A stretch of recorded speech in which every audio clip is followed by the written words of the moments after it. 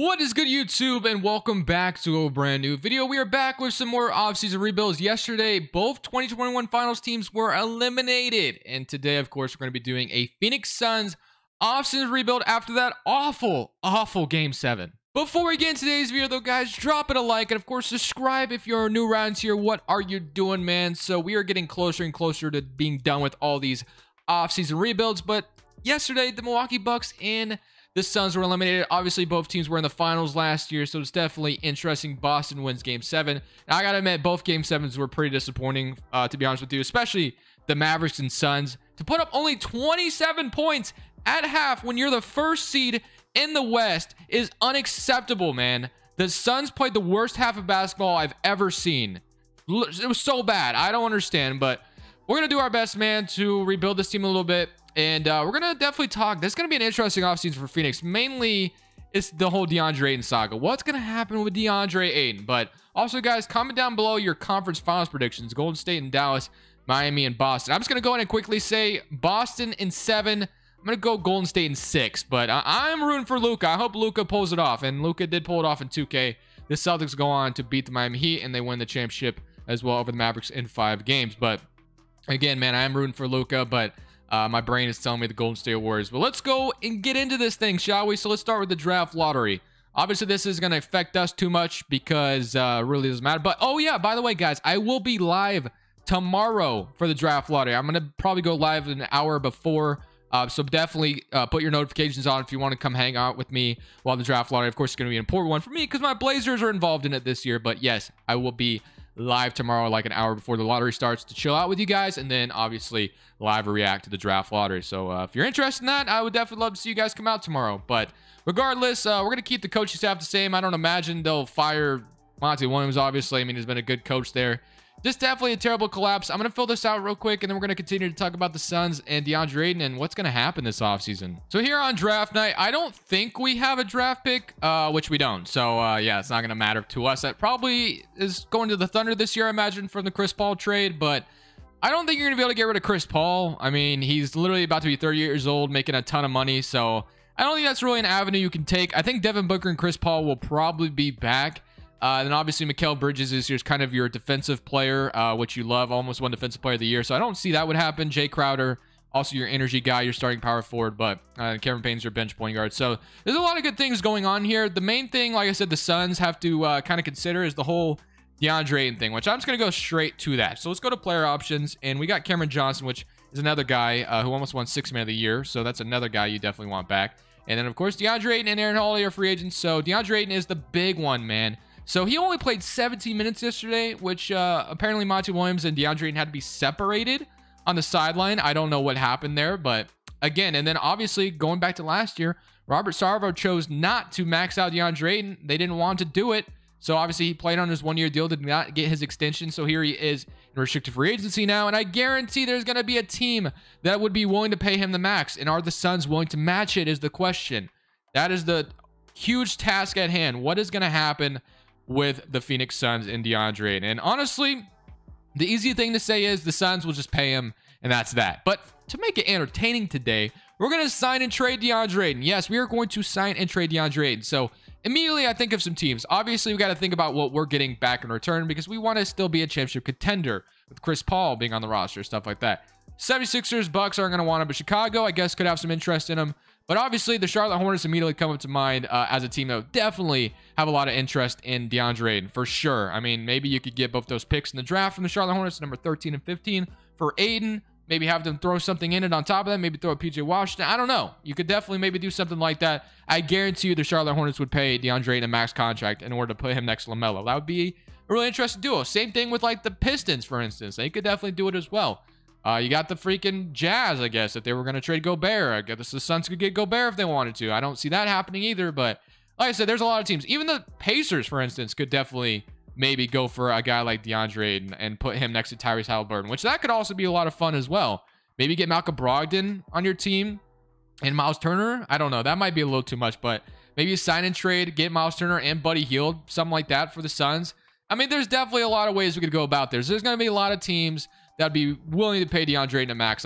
I promise you. There's going to be a lot of teams lined up. So We'll see what happens. I'm not going to offer it to him now. He's getting an offer from the Chicago Bulls. It's only a 1-year deal, which actually kind of upsets me. I think he'll get more than that. So I'm going to fix that contract. And then we're going to trade him, man. We are going to sign and trade DeAndre Ayton. Don't know what for yet, but we are going to match this. Obviously, I'm going to fix his contract to like a 4-year deal because that's what someone's going to offer him for sure. It's going to be the max as well on top of that.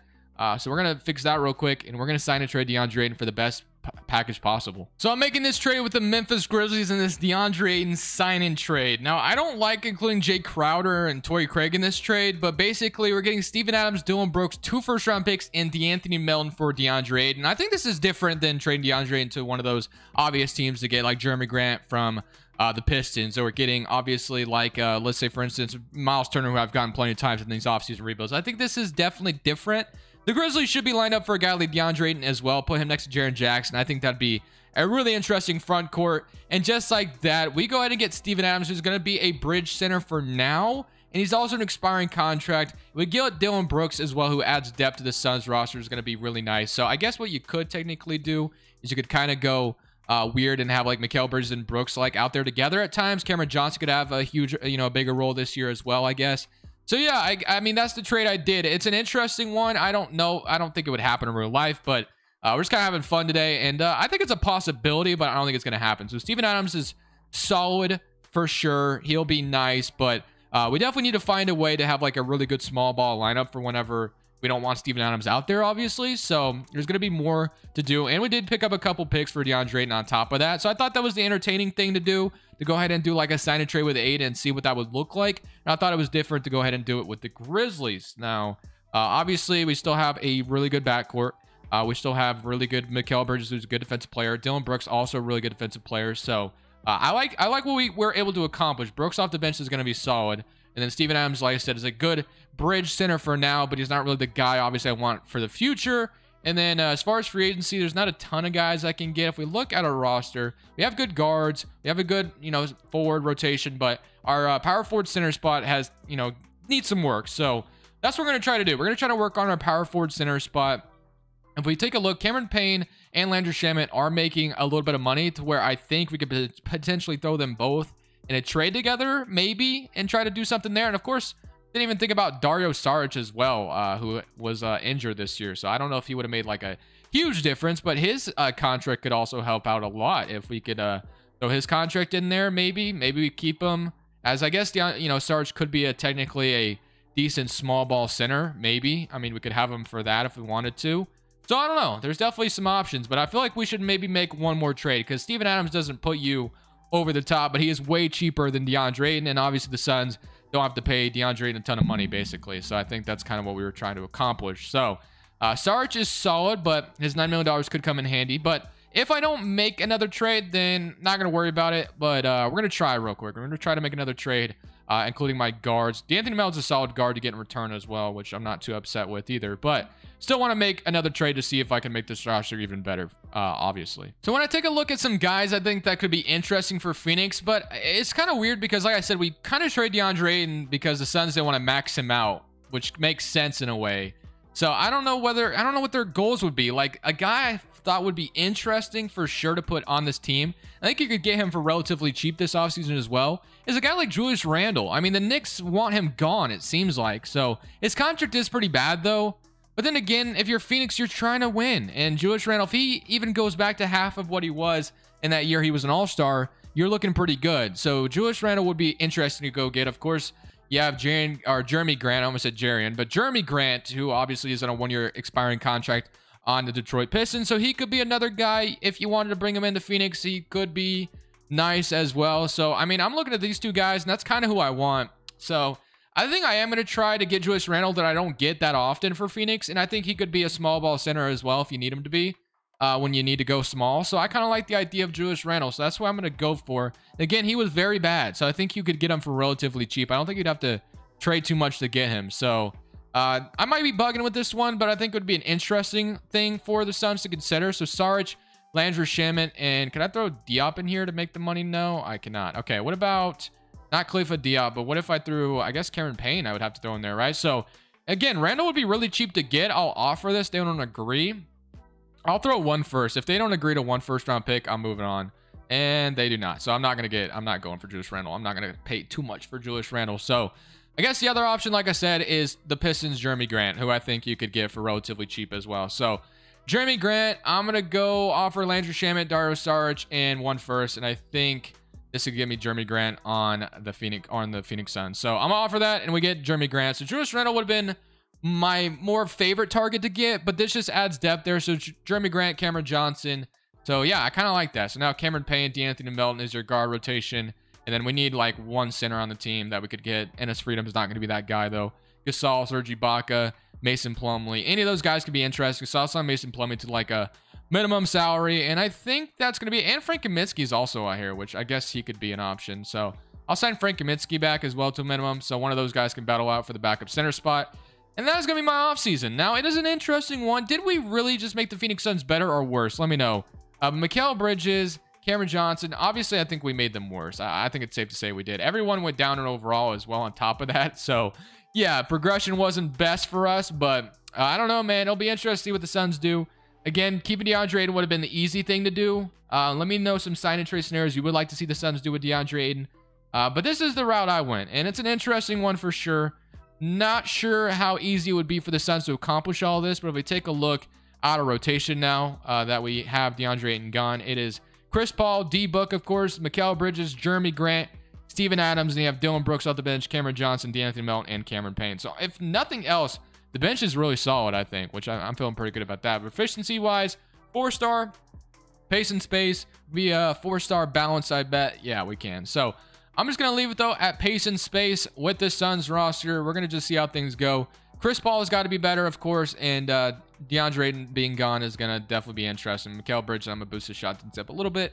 And Brooks and Jeremy Grant, that's fine. We'll bring Brooks down a little bit. But we'll simulate this season now that DeAndre Ayton is gone, and we're going to see how things go, man, here in Phoenix. I'm definitely curious to see if we still make the playoffs. I imagine we should, but we'll see what happens, man. So at the end of the season, Luka wins MVP. That's your usual thing. The Suns are sick to their stomach seeing Luka Doncic right now. Kenny Chandler wins Rookie of the Year. Malcolm Brogdon's your 6th man on the Pacers. Rudy Gobert's Defensive Player.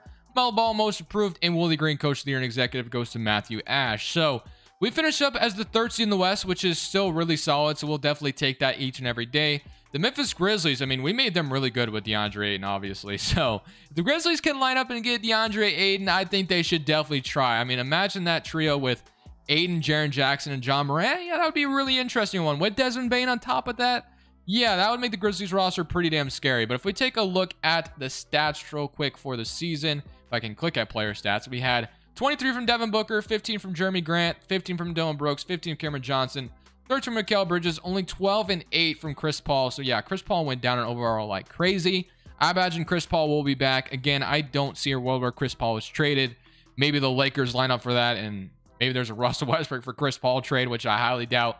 But man, yeah, I mean, this, I was about to say the efficiency was really bad, but I guess it was just Jeremy Grant, Dylan Brooks, Cameron Johnson, Mikal Bridges, Chris Paul, all not bad. Well, Chris Paul only 30%, but we'll see what happens. Going up against the Phoenix, or going up against the Oklahoma City Thunder in round 1. So let's see if we can beat the Thunder, who have Shea, Josh Giddey, Lou Dort, Baisley, Paulo, Jeremiah, Robinson, Earl, Pokuševski, and Trey, man. I'm actually kind of hoping we get to play DeAndre Ayton in round 2. So hopefully we beat the Thunder. Game 1, we're up 1-0, 122 to 101. Devin Booker with 34, 24 from Shea. We're up 2-0. So far, so good. 3-0, and we are going to sweep the Thunder. Do we get the Grizzlies? And we are going to get the Grizzlies. So it is the DeAndre Ayton versus Phoenix Suns match here. So yeah, the only thing I hated about the DeAndre Ayton trade, we obviously traded him in the conference, and now we get to play him.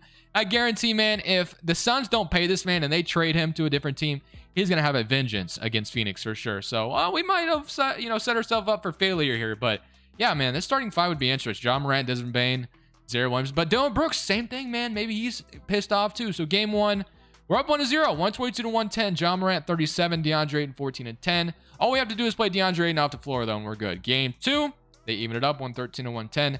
Desmond Bane with 27. Jeremy Grant with 28. 22 from D-Book. Game 3, they're up 2-1. So maybe the Grizzlies take it here. Do they go up 3-1? Yes, they do. We lose by 1 point, and are we gonna get eliminated in the second round once again with this Suns roster? We just might, man. We just might. Let's see what happens. And looks like that is going to be the case, unless we come back at the end here. But no, it's not going to happen. 103 or 105 to 120, we lose to the Memphis Grizzlies. And honestly, carrying this on is going to be very tough. So running it back another season is not going to be easy. The Pelicans go on to win in 7 player retirements. Does Chris Paul retire? That's what I'm kind of curious about. I don't think he did. So I guess we have Chris Paul for another year. But I'm going to run it back again and just kind of see what happens. So draft lottery time. We're not going to have a lottery pick, I don't think. The Grizzlies, obviously, we're in the playoffs. So we have the 29th overall pick. And then I think we traded our pick the Pistons. So we don't have a pick via the Pistons. So yeah, the Pistons have our pick. And then coaching staff, I'm going to leave that all the same. Let's go to draft night. But I think for the future, I want to do another Suns rebuild, like another 5-year Suns rebuild, because this will be the last offseason. But I want to do another 5-year Suns rebuild where we either keep DeAndre Ayton or we trade him. And Chris Paul, we have to figure out what we're going to do with him in the future. So yeah, it'll be interesting. But let's jump in this draft and see if we can get at number 29, I believe it was. So number 29, you have Oscar, you have James Najee, you have Jaden Bradley. So I'm going to take Oscar here with this pick, and I'm going to call it good there. So it gives us a backup center. He's going to be 75 overall. Caleb Love in the 2nd round, and Khalifa Diop, which was already on our team. Player options, Cameron Payne. I'll accept it. Only $6 million. And then qualifying offers, Cameron Johnson.